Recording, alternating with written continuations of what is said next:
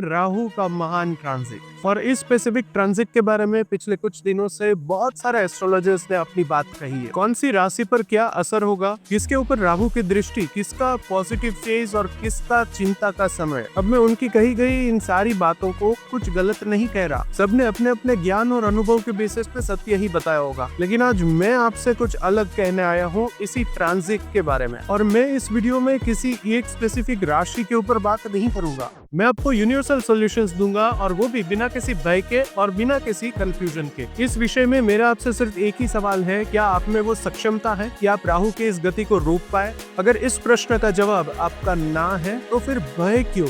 क्या हम भय से जीवन जीना चाहते हैं या ज्ञान से जीवन जीना चाहते हैं? इस ज्योतिष विज्ञान का प्रयोग हमेशा हमें जागरूक करने के लिए होना चाहिए, ना कि डर फैलाने के लिए। और इसीलिए आज मैं जो आपसे कहने वाला हूँ एक सच्चे वैदिक अर्थ में राहु के इस ट्रांजिट के ऊपर हम बात करने वाले हैं। ना कोई प्रिडिक्शन, ना कोई राशिफल, तो मैं बात करूंगा सिर्फ और सिर्फ रेमेडीज, विजडम और माँ के चरणों में समर्पण। तो पहले हम इस ट्रांजिट के बारे में थोड़ा सा डिटेल में जान लेते हैं before we dive deep into the solution part. तो इस ट्रांजिशन में बेसिकली राहु जो है वो पाइसेस यानी कि मीन से एक्वेरियस यानी कि कुंभ में प्रवेश कर रहा है। और वहीं अगर हम दूसरी ओर देखें तो सेम डे को वर्गो में कन्या से सिंह तक, लियो तक केतु का ट्रांजिट भी होने वाला है। वहीं अगर हम 14 मई की बात करें तो वहां भी एक बहुत बड़ा ट्रांजिट हुआ था, लेकिन उस ट्रांजिट के बारे में बहुत ही कम चर्चा हुई, लेकिन वो ट्रांजिट बहुत बड़ा था। वो था गुरु का ट्रांजिट, और वो हुआ था टॉरस यानी कि वृषभ से जेमिनी में यानी कि मिथुन में प्रवेश किया था गुरु महाराज ने। 29 मार्च 2025 को शनि महाराज की भी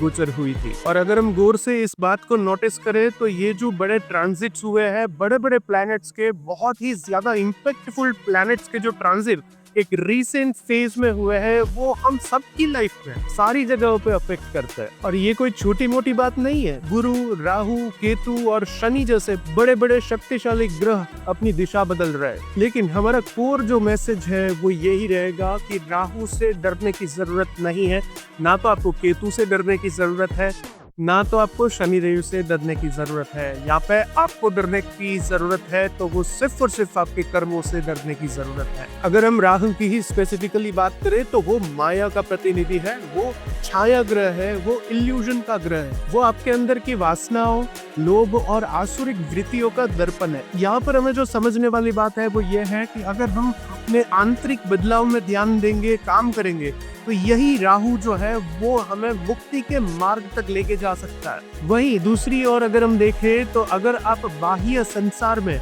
एक्सटर्नल सर्कमस्टेंसेस और एक्सटर्नल वर्ल्ड में अगर आप अपने मन और इंद्रियों को संतुष्ट करने में फोकस करेंगे, ध्यान लगाएंगे, तो यही राहु जो है वो आपको अंधकार में भी फंसा सकता है। और ये समय को मैं कहूंगा आत्मा की शुद्धि का समय। अगर यहाँ तक सारी चीजें आपको क्लियर है तो अब हम बात करते हैं इस पर्टिकुलर ट्रांजिट के सॉल्यूशंस के बारे में, यानी कि समाधान के बारे में। तो राहु को अगर हम माया मानते हैं, वो माया का प्लैनेट है, वो इल्यूजन का प्लैनेट है, तो एक ही शक्ति ऐसी है जो माया को काट सकती है, जिसे हम महामाया कहते हैं, यानी कि खुद माँ जगतजननी जगदम्बा, माँ दुर्गा, माँ काली, माँ आद्य शक्ति, ये महामाया के स्वरूप है। यहाँ पे मैं उस शक्ति की बात कर रहा हूँ जिस शक्ति ने ना कि सिर्फ राहु, केतु, शनि और गुरु जैसे प्लैनेट्स को बनाया, लेकिन इस पूरे ब्रह्मांड को जो जिसने बनाया है, जो ब्रह्मांड की रचयिता है, वो महामाया है, वो महाशक्ति है। अगर वो आपसे प्रसन्न हो जाए, अगर उनकी आप पे कृपा बन जाए, इस पूरे ब्रह्मांड की कोई भी ऐसी शक्ति नहीं है जो आपके जीवन में मुश्किलें ला सकती है। तो अगर मैं रेमेडीज की ही बात करूं और यूनिवर्सल रेमेडीज की बात करूं जो कोई भी कर सकता है, आप कोई भी राशि से हो सकता है, आपके लग्नेश कोई भी हो सकते हैं, यहाँ पे कोई फर्क नहीं पड़ता है, यूनिवर्सली आप सभी लोग ये चीजें कर सकते हैं। तो अब ध्यान से सुनिएगा, मैं जो भी कह रहा हूँ वो माँ को प्रसन्न करने की बातें कर रहा हूँ।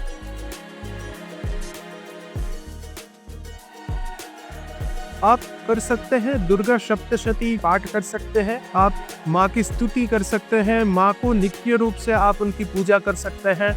छोटी से छोटी पूजा भी माँ को प्रसन्न करने के लिए काफी है। माँ के मंत्रों का जाप कर सकते हैं, लेकिन यहाँ पे ध्यान एक चीज का जरूर रखिएगा, आपको ऐसे ही रैंडमली कोई मंत्र पिक नहीं करना है। आपको मंत्र साधना का कोई अनुभव नहीं है तो आपको माँ के कोई भी नाम मंत्र का जप करना है। आपकी श्रद्धा पूरी होनी चाहिए, निष्ठा पूरी होनी चाहिए और मन में कोई भी लोभ या मोह का भाव नहीं होना चाहिए। अगर आपको मंत्र साधना के रिलेटेड कुछ डाउट्स हैं, मैं समझ सकता हूँ कौन सा मंत्र लेना है, क्या करना है, कैसे करना है, तो आप थोड़ी देर इस वीडियो को पूरा देखिए। मैं इस वीडियो में आपको वो समाधान भी देने वाला हूँ।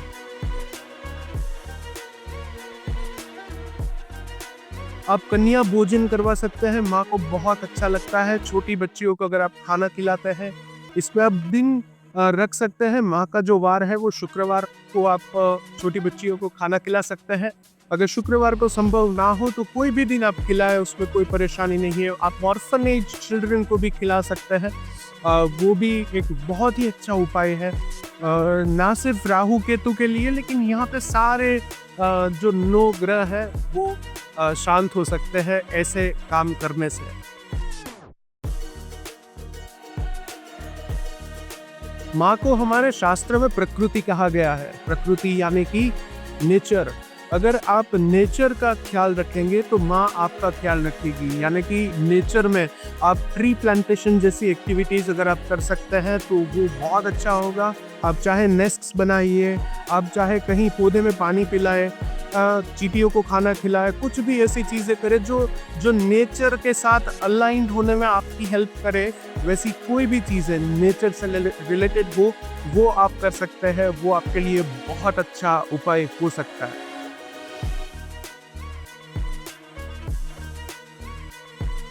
इसके अलावा आपके घर, समाज और कर्म क्षेत्र में जो भी स्त्रियां हैं आपके आसपास, आपके साथ कोई कलीग्स हैं, आपके फैमिली मेंबर्स हैं, आपके जानने वाले या पहचानने वाले कोई भी स्त्री है, आप उनको पूरा सम्मान दे के बात करें।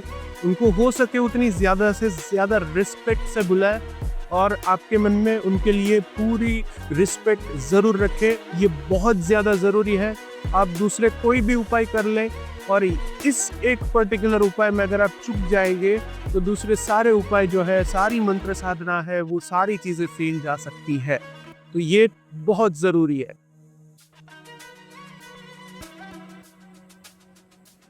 इतनी ही ज्यादा जरूरी है अपने खुद के माता पिता को आदर देना, उनकी ज़रूरियातों का ध्यान रखना, उनको कोई ठेस ना पहुँचे, उनका मन ना दुभे, ऐसी चीज़ें ना करना। ये सारी चीज़ें भी बहुत ज़्यादा ज़रूरी है।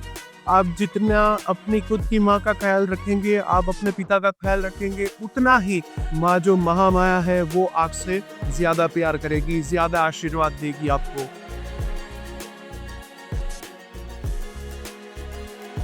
अब जब बात डोनेशंस की आती है तो आप कुछ भी डोनेट कर सकते हैं। जो भी आपकी कैपेसिटी है, वो 5 रुपीज़ का भी हो सकता है, 500 रुपीज़ का भी हो सकता है और 5 लाख रुपीज़ का भी हो सकता है। कुछ भी आपकी कैपेसिटी हो उतना डोनेशन आपको, छोटा छोटा डोनेशंस आपको करने हैं, जो भी आपसे हो पाए वो। अब डोनेशन करने के लिए तो बहुत सारे ऑप्शंस हमारे पास अवेलेबल हैं। पहले हमें ढूंढने पड़ते थे, अब हमारे पास तो ऑनलाइन भी उतने सारे ऑप्शंस हैं जो कि लेजिटिमेट ऑप्शंस है। आपको उसमें कोई परेशानी की ज़रूरत नहीं है। तो आप अपने कैपेसिटी के मुताबिक आप डोनेशंस करें। लेकिन एक चीज़ डोनेशंस में याद रखिए कि यहाँ पे आपको अहंकार भाव नहीं होना चाहिए। मैंने ये किया है, ये भाव आपका नहीं होना चाहिए। आप जो भी कर रहे हो उसमें आप सिर्फ एक मीडियम हो, ये याद रखिए। इतना ही आपको सोचना है जब भी आप कोई भी अच्छा काम करते हैं, चाहे वो डोनेशन हो या चैरिटी हो या कोई भी अच्छा काम हो, आप खुद एक मीडियम ही हो।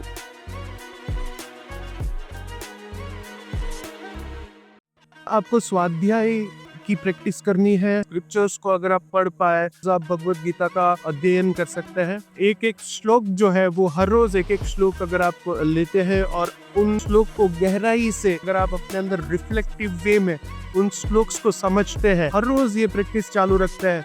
और ना सिर्फ भगवत गीता, आप कोई भी हमारे स्क्रिप्चरल जो विजडम है, इतना बड़ा विजडम है हमारा, उनमें से जो भी आपको सही लगे, जो भी आपके साथ अलाइन होता हो, वो कुछ भी आप पढ़ सकते हैं। वो स्वाध्याय आपके विचारों को बदलने में बहुत बहुत ज़्यादा हेल्पफुल होगा। और इसीलिए हम इन चीज़ों पे ज़्यादा फोकस करते हैं, क्योंकि जब तक आपकी सोच नहीं बदलेगी तब तक आपके कर्म नहीं बदलेंगे। अगर आपके कर्म नहीं बदलेंगे तो कर्म के रिजल्ट्स भी नहीं बदलेंगे।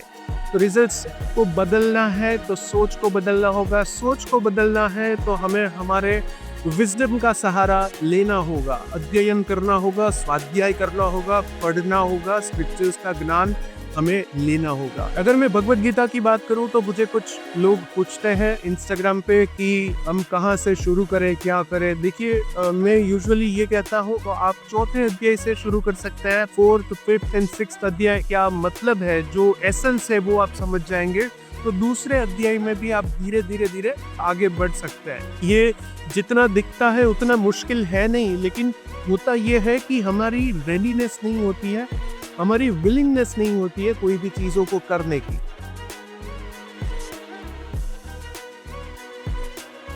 अब बात होती है मंत्र की। जैसे मैंने आपको बताया था कि यहाँ पे कंफ्यूजन होती है। तो देखिए, पहली चीज तो यह है कि मैं कोई गुरु नहीं हूँ, इसलिए मुझे कोई मंत्र देने का कोई अधिकार नहीं है। तो मैं आपको कोई मंत्र तो नहीं देने वाला हूँ, ना तो इस वीडियो में, ना तो दूसरे कोई वीडियो में। लेकिन मैं आपको ये बता सकता हूँ कि मंत्र को समझने के लिए, मंत्र का ज्ञान लेने के लिए आप क्या कर सकते हैं। अगेन, आपको माँ दुर्गा के सारे मंत्र जो है वो दुर्गा सप्तशती में मिल सकते हैं। अगर आप दुर्गा सप्तशती ही पढ़ना चाहते हैं तो आप गीता प्रेस गोरखपुर जैसे ट्रस्टेड पब्लिशर्स की ही बुक पढ़े। अगर मेरे गुरुदेव की बुक अगर आप पढ़ते हैं, एंशिएंट साइंस ऑफ मंत्रास, तो वहाँ पे उन्होंने मंत्र का पूरा विज्ञान जो है वो समझाया है। बहुत ही डीपली रूटेड इन सनातन धर्म। एंशिएंट साइंस ऑफ मंत्रास में आपको ना सिर्फ मंत्र लेकिन साधना की भी पद्धतियाँ वहाँ पे मेरे गुरुदेव ने दी है। आप वो बुक भी जरूर पढ़ सकते हैं। सिर्फ मंत्र का ज्ञान नहीं, आपको वहाँ पे साधना का ज्ञान मिलेगा। पुरुष चरण क्या होता है, अनुष्ठान क्या होता है, एक पुरुष चरण में क्या क्या चीजें होती है, मंत्र को पढ़ने से पहले, पढ़ने के बाद आपको क्या करना होता है, बहुत सारी चीजें वहाँ पे मेरे गुरुदेव ने बताई है। डिस्क्रिप्शन बॉक्स में मैं आपको लिंक दे दूंगा, आप वहाँ पे जाके देख सकते हैं। अगर आपको एक ऑडियो विजुअल फॉर्मेट में मंत्र साधना की प्रैक्टिस करनी है, एक ऐप अवेलेबल है, साधना ऐप बाय वैदिक साधना फाउंडेशन। और वैदिक साधना फाउंडेशन मेरे गुरुदेव की ही संस्था है। और वहाँ पे भी आपको माँ के मंत्र, माँ की पूजा, माँ के सारे रिचुअल्स और माँ के साथ साथ आपको सारे देवी देवताओं का जो विधिसर जो भी पूजन होता है, जो रिचुअल्स होते हैं, बहुत सारी चीजें आपको वहाँ से भी सीखने मिलेगी। वहाँ आपको मंत्र, पूजा और क्रिया सही ढंग से और बिना किसी चार्ज के मिलेगी। माँ की भक्ति भाव से होनी चाहिए। माँ की भक्ति में जो भी विधि विधान है उनका सम्मान होना चाहिए। और अगर आप इस ऐप से माँ की पूजा करते हैं तो आपसे कोई गलती होने की कोई संभावना है ही नहीं, क्योंकि वहाँ पे सारी चीजें step by step illustrated manners में दी गई। या देवी सर्वभूतेषु शक्ति रूपेण संस्थिता, नमस्तस्ये नमस्तस्ये नमस्तस्ये नमो नमः। इसी के साथ माँ की जो भी रेमेडीज मैंने आपको बताई, माँ को प्रसन्न करने की, वो सारी रेमेडीज आपने नोट कर ली होगी। अब मैं दूसरी जो बात करने वाला हूँ, ये तो थी एक्सटर्नल चीजें जो करनी बहुत ज्यादा अनिवार्य है ताकि आपका इंटरनल जो सिचुएशन है वो सुधर सके।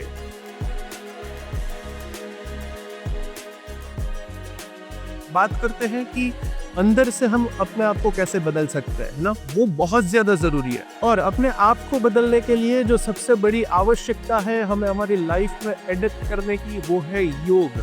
और योग से मेरा मतलब सिर्फ आसन नहीं है। योग को हमने आसन के रूप में देखना शुरू कर दिया है, लेकिन आसन योग का एक छोटा सा पार्ट। तो हमें आसन तो करने हैं, लेकिन योग इन इट्स ट्रूएस्ट डेप्थ्स अगर हम देखें तो यहाँ पे बहुत सारी चीजें हैं।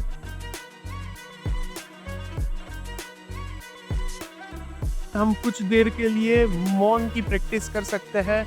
मौन की जो ताकत है वो अभी आप इमेजिन भी नहीं कर सकते हैं, क्योंकि इसके बारे में बहुत कम लोग बात करते हैं। हमें हमारी वासनाओं को देखना है। कोई भी ऐसी चीज जिसके लिए मैं अपने धर्म से मिसअलाइंड होके काम कर रहा हूँ, और कोई ऐसी विश है मेरी जो मेरे धर्म के खिलाफ मुझे लेके जा रही है, तो उसको भी हम वासना ही कहते हैं। तो वासनाओं को देखना है और ये जानना है कि आपके कोई भी कर्म जो है वो आपके धर्म के विरुद्ध ना हो, यानी कि नीति के विरुद्ध ना हो। मोरली, एथिकली आप जो भी करें वो होना चाहिए, क्योंकि एथिक्स और मोरलिटी आपसे ज्यादा बेहतर ढंग से आपके मोरल्स और आपके एथिक्स को कोई नहीं जान सकता। आप कोई भी काम कर रहे होंगे तो आपको अंदर से एक आवाज तो जरूर आती है कि ये काम सही है या गलत है। तो अपने आप को सिर्फ इतना ही पूछना है कि ये काम जो है वो मेरे धर्म के धर्म से मुझे अलाइन कर रहा है या मिस अलाइन कर रहा है। तो ये सारी चीजें देखते हुए राहु का ये जो ट्रांजिट है वो आपका विनाश तो नहीं लिख सकता है, लेकिन आपको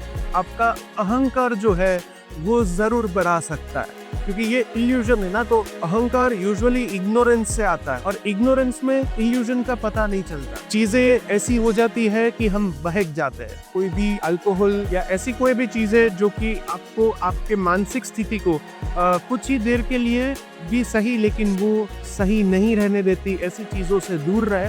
और ये तो इस फेज के लिए नहीं है, ये तो परमानेंटली है, क्योंकि ऐसी चीजें लेना ही क्यों जो हमें हमारी बेहतर मानसिक स्थिति में नहीं रहने दे। तो इस रूप से अगर हम देखें तो हम ये कह सकते हैं कि राहु आया है आपको जगाने के लिए, आपको अवेकन करने के लिए, आपको बदलने के लिए। तो राहु, केतु और शनि के ट्रांजिट जैसे इस बड़े ट्रांजिशन पीरियड में अपने कर्मों की सफाई करना चाहते हैं, या देवी माँ की कृपा पाना चाहता है, या अपने खुद के जीवन को धार्मिक और कार्मिक रूप से समझना चाहता है, तो आप मुझसे इंस्टाग्राम पे भी जुड़ सकते हैं। इंस्टाग्राम की जो लिंक है वो नीचे डिस्क्रिप्शन बॉक्स में मौजूद है। अब मैं आशा करता हूँ कि अगर आपके मन में राहु, केतु, शनि या ऐसे ग्रहों के बारे में अगर थोड़ा सा भी डर या तो कोई गलत फहमियां थी, अपने मन से निकालने में मैं आपकी सहायता कर पाया होगा। और अगर आप इस वीडियो के कोई भी पोर्शन से प्रभावित हुए हैं तो आप मुझे जरूर कमेंट सेक्शन में बताइए, इससे मुझे बहुत ज्यादा हेल्प होती है। इसी के साथ इस वीडियो में बस इतना ही, लेकिन बहुत ही जल्द अगले वीडियो में हम मिलेंगे। मैं जय ओम दवे,